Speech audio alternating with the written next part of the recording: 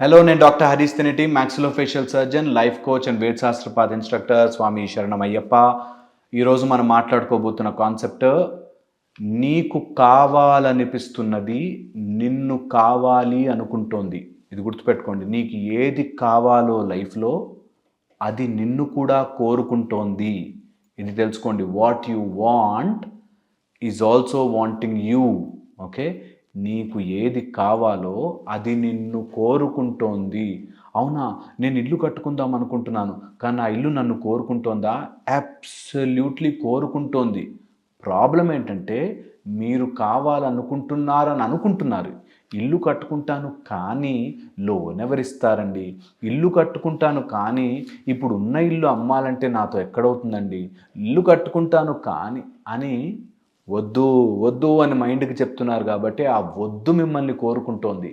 ఈ ఒక్క పాయింట్ అర్థం చేసుకుంటే మీ జీవితంలో మీ నోట్లోంచి నెగిటివ్ మాట్లాడలేరు. మీ జీవితంలో మీ మైండ్లో ఒక్క నెగిటివ్ కూడా ఆలోచించలేరు. ఎందుకంటే మీరు ఏది కావాలనుకుంటున్నారో అది మిమ్మల్ని కోరుకుంటోంది. మా ఆయన చాలా చెడ్డవాడండి, మా ఆయన చాలా చెడ్డవాడండి. మీ ఆయన చెడు నిన్ను కోరుకుంటోంది. ఇది గుర్తుపెట్టుకోండి. ఇది చాలా చాలా ఇంపార్టెంట్. జీవితాన్ని మార్చేసేది. నేను ఎగ్జామ్లో పాస్ అవుతానో లేదో అనే భయం నిన్ను కోరుకుంటోంది. ఇది గుర్తుపెట్టుకోండి. బై మిస్టేక్, బై పూర్వజన్మ లక్లో ఎక్కడో చోట పాస్ అయిపోయినా నిజానికి మీరు ఫెయిల్ అయిపోయే ఛాన్సులు ఎక్కువ ఉంటాయి. అందుకని నీకు ఏది కావాలో అది నిన్ను కోరుకుంటోంది. నీ మైండ్లో నువ్వు ఏది కావాలి అనుకుంటున్నావో క్లియర్గా అనుకుంటున్నావా? ఇది బాగా గుర్తుపెట్టుకుంటే మీకు ఏది కావాలో జీవితంలో దానిని మాత్రమే ఆలోచించండి. దాని అసోసియేటెడ్ భయాలు, ఫియర్స్, వర్రీస్, అమ్మో డేంజరస్, నేను చేయగలనా లేదా, నాతో అవుతుందా లేదా అనే భయము ఎప్పుడైతే మీ లోపలికి వచ్చిందో ఆ భయము నిన్ను కోరుకుంటోంది. సో నీ లైఫ్ అంతా భయపడుతూ అలాంటి వాళ్ళే అనుకున్నాను, నా జీవితం ఇట్లాంటివి వస్తాయి అనుకున్నా, నా లైఫ్లో ఎప్పుడూ లక్ లేదండి, నేను ఒక అడుగు వేస్తానా నా జీవితం ఎంతో ఇలా అయిపోతుందండి అంటున్నారు అంటే ఖచ్చితంగా మీ లైఫ్లో మీరు కోరుకుంటున్నది మీ లైఫ్ మిమ్మల్ని అది కోరుకుంటోంది. మీరు భయం పడుతున్నారా? ఆ భయం మిమ్మల్ని కోరుకుని వాడుకుని సింహాసనంలాగా లేకపోతే వాహనంలా వాడుకుని మీ మీద ఎక్కి కూర్చొని పరిగెట్టిస్తుంది మిమ్మల్ని. ఇది గుర్తుపెట్టుకోండి. ఇది బాగా అండర్లైన్ చేసుకుని ఎక్కడైనా గోడ మీద రాసుకోండి. నువ్వు కావాలనుకుంటున్నది నిన్ను కోరుకుంటోంది అని. ఒక ఆయన ఒక మంచి పెట్ యానిమల్ కొనుక్కున్నాడు, మంచి పిల్లి. ఓకే, మంచి పిల్లి. అది ఒక టైప్ ఆఫ్ పర్షియన్ క్యాట్స్ అంటారు. ఇంత పెద్ద పులిలా ఉంటుంది, ఇలా కూర్చుంటే ఇంత ఉంటుంది. అలాంటి పిల్లి కొనుక్కున్నాడు. వాటికి ఈ పిల్లులు మనకంటే ఎక్కువ మెయింటెనెన్స్ ఉంటాయి. పిల్లుస్ కానీ ఇలాంటి పెట్ ఎక్సాటిక్ యానిమల్స్కి మెయింటెనెన్స్ మనకంటే ఎక్కువ ఉంటాయి. అందుకని వాటిని ఏదో వాకింగ్కి తీసుకెళ్ళాలి, ఈ టైంకి బాత్రూమ్కి తీసుకెళ్ళాలి, ఇలా ఉంటాయి చాలా. సో అలాంటి పిల్లిని తీసుకెళ్తుంటే ఆపోజిట్లో ఇంకొక అతను వచ్చాడు. వీళ్ళిద్దరూ మాట్లాడుకుంటున్నారు, ఈ పిల్లి నాది అని. అతను ఆపోజిట్ ఓనర్ అన్నాడు, ఈ పిల్లి నాది అని.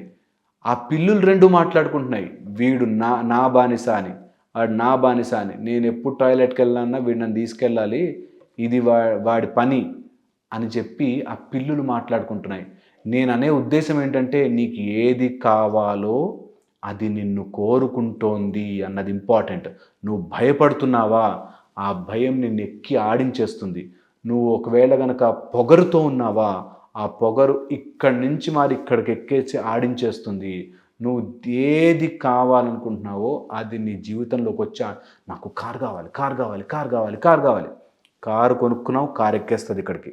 ఇక్కడ ఎక్కిచ్చి ఆడుతుంది చూడు నిన్ను కారుతో. కొంచెం గీతలు పడ్డా గొడవలు పడతావు, కొంచెం ఏదైనా అయినా కూడా టెన్షన్ పడతావు, దానికి ఓ ట్యాక్స్ ఎక్కువ కట్టాలంటే బాధపడతావు.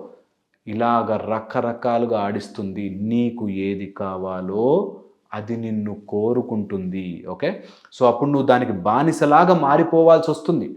అందుకని ఏ దాన్ని కూడా ఆచితూచి అడుగు వేసి కోరుకోండి. మీరు ఏం కోరుకుంటారో అది మీ నెత్తి మీదకి ఎక్కి ఆడబోతోంది. ఇది గుర్తుపెట్టుకోండి. అప్పుడు మీరు జీవితంలో మీకు ఏం కావాలనుకుంటున్నారో దాన్ని ఎంజాయ్ చేయడం స్టార్ట్ చేస్తారు. ఎందుకంటే దానికి నేను బానిస అవుతున్నాను, అట్లీస్ట్ బానిస అవుతున్నాను కాబట్టి ఎంజాయ్ అయినా చేస్తాను, ఉన్న దాంట్లో హ్యాపీగా ఉంటాను. అది పోతే ఇంకోటి వస్తుంది, అది నా తల మీదకి ఎక్కుతుంది అన్నది గుర్తుపెట్టుకోవాలి. ఒక ఫోన్ కొంటారు, ఫోన్ రిలీజ్ అవ్వగానే, కొత్త ఫోన్ ఏదైనా రిలీజ్ అవ్వగానే కొనుక్కోవాలి అంటారు. ఫస్ట్ 2-3 డేస్ జాగ్రత్తగా తీసుకెళ్తారు. 5th డేకి బెడ్ మీద విసిరేస్తాం. 6th డే కింద పడ్డా ఏం కాదనుకుంటాం కదా. అలాగ మన జీవితంలో మనకు కావాలి కావాలి కావాలి అని వెంటబడింది ఒకసారి జీవితంలోకి రాగానే అది నెగ్లెక్ట్ అయిపోతుంది. ఎప్పుడైనా 2 చేతులు 2 కాళ్ళు బాగున్నవాడు చూడండి, అబ్బా నా అద్భుతమైన చేతులు అద్భుతమైన కాళ్ళు అని అనుకోడు. థ్యాంక్ యూ కాళ్ళు చేతులు అని చెప్పడు. కానీ ఒక్కసారి ఎప్పుడైనా కాళ్ళకో చేతికో దెబ్బ తగిలితే నా కాళ్ళు చేతులతో ఇన్ని పనులు ఉన్నాయా అని తెలుస్తుంది. అలాగా మన దగ్గర ఉన్నదాన్ని మనం మర్చిపోయి దేన్నో కోరుకుంటూ ఉంటాం. దేన్నైతే కోరుకుంటున్నామో మన ఎనర్జీ దానికి వెళ్ళిపోయింది, మనం వీక్ అయిపోయాము. అది అందకుండా నిన్ను ఆడిస్తూ ఉంటుంది, దొరకకుండా ఆడిస్తూ ఉంటుంది. ఇది ఎప్పుడైనా గమనించి చూడండి. ఇంట్లో రోజు కనిపిస్తుంది ఆ సామాను, అవసరం ఉన్న రోజున కనిపించదు. మీరు గమనించారా లేదా? ఎప్పుడైనా అట్లాంటిది జరిగిందో లేదో మీతో? సో ఎప్పుడైతే మనం కావాలి అనుకుంటామో అది ఇంకా ఎదుగుతూ మన ముందు పెరిగిపోతూ మన ముందు కొండలాగా మారిపోతుందన్నమాట. అందుకోసం మీరు ఏది కావాలనుకుంటున్నారో దాని వెనకాల అబ్సెషన్ అవ్వద్దు. కావాలనుకోండి, వచ్చిందా హ్యాపీ, లేకపోతే వెరీ వెరీ హ్యాపీ అనే డిసోసియేషన్ ఎప్పుడైతే మెయింటైన్ చేస్తారో మీ జీవితం పువ్వులాగా హ్యాపీగా మారుతుంది. ఎప్పుడైతే నాకు అది కావాలి కావాలి కావాలి అని ఉంటుందో మీరు చాలా చాలా ఇబ్బందులకి డోర్ ఓపెన్ చేసేసినట్టే. సో అందుకని మీకు ఏది కావాలో అది మిమ్మల్ని కోరుకుంటోంది అని మీరు తెలుసుకుని దానికి అంత సీన్ ఇవ్వడం అవసరమా అని రియలైజ్ అయ్యి ఏదైతే మిమ్మల్ని కోరుకుంటుందో దాన్ని ఎక్కడ ఏ లిమిట్లో ఉంచాలో ఆ లిమిట్లో ఉంచడం నేర్చుకోండి ఫస్ట్. లేకపోతే అది మీ తల మీదకి ఎక్కి మీతోనే ఆడిస్తుంది. నాకు తెలిసిన ఒక అబ్బాయి అన్నాడు, చాలా మంచి అథ్లెట్, ఓకే, 6 ప్యాక్స్ యాబ్స్, కండలు, నీట్గా ఉండి చదువుకుని ఎక్సర్సైజ్ చేసుకుని పెద్ద ర్యాంకులు రాకపోయినా మంచిగా అన్నీ పాస్ అయిపోయి మాట్లాడగలడు, అన్నీ చేయగలడు. ఒక అమ్మాయి ఏదో ఇట్లాగే జిమ్లో ఒకసారి పరిచయం అయింది. అంతే, ఆ అమ్మాయిని ఇంప్రెస్ చేయడం కోసం వీడు చెయ్యని పాటలు లేవు, చెయ్యని ఫీట్లు లేవు, అన్ని రకాలు చేశాడు.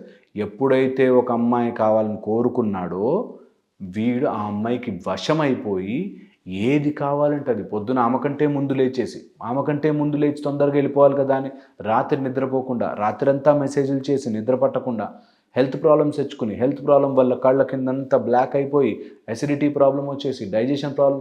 నీకేది కావాలో అది నిన్ను ఆడిస్తుంది మిత్రమా, గుర్తుపెట్టుకో. ఆడిచ్చేస్తుంది, నిన్ను తిప్పేస్తుంది. నేను సక్సెస్ అవ్వాలండి అంతే. సక్సెస్ ఎక్కేసింది చెట్టు మీదకి. అండ్ ఈ చెట్టు మీదకి ఎక్కిన సక్సెస్ నిన్ను ఆడిస్తుంది, ఇట్లా ఫ్రై చేసేస్తుంది. ఇది గుర్తుపెట్టుకుంటే నేనేం కోరుకుంటున్నాను, అది బాగుంటుందా, నాకు బాగుంటే ట్రై చేస్తాను. అంతకు మించి నేను దాన్ని ఎక్స్ట్రాలుగా దానికోసం నేను ఉన్నదే దీనికోసం, నా జీవితం యొక్క లక్ష్యం, అంత సీన్ లేదు. జీవితం యొక్క ఏకైక లక్ష్యం నీతో నువ్వు సమయం గడుపుతూ ఆనందంగా ఉన్న సృష్టి మొత్తాన్ని యాజ్ ఇట్ ఈజ్ ఎంజాయ్ చేస్తే చాలు. యాక్చువల్గా మనం ఆ సాక్షిభూతం, మిగతావన్నీ మన ఇమాజినేషన్లే. అది ఉంటే బాగుంటుంది, అది లేకపోతే బాగుంటుంది, ఆహా ఆ ఇల్లు నాకు వస్తే, మా అమ్మాయి పెళ్ళి అయితే బాగుంటుంది, మా వాడికి ఒక్కడికి జాబ్ వచ్చేస్తే బాగుంటుంది అనేది పక్కన జరిపి నువ్వేది కోరుకోవాలనుకుంటున్నావో దాన్ని వశం కానివ్వకుండా అట్లా ఉంచు.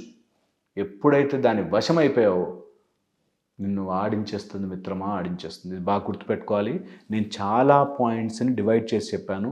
ఒక్కసారి నేను చెప్పింది రాసుకుని ఆలోచించుకోండి. ఫస్ట్, మీకు ఏదైతే కోరుకుంటున్నారో అది మిమ్మల్ని కోరుకుంటుంది. కాబట్టి మీరు కోరుకునేటప్పుడే భయము, వర్రీ, టెన్షను, బాధ, యాంగ్జైటీ ఇట్లాంటివి కోరుకుంటే, మైండ్లో పెట్టుకుని కోరుకుంటుంటే అదే మీ దగ్గరకు వస్తుంది.